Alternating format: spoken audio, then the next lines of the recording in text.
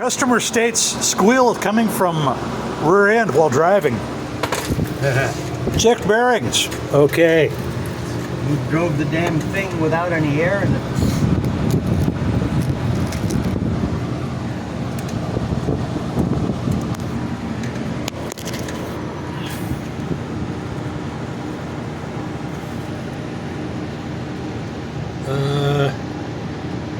Yeah, I think it was squealing a little bit. Oh yeah.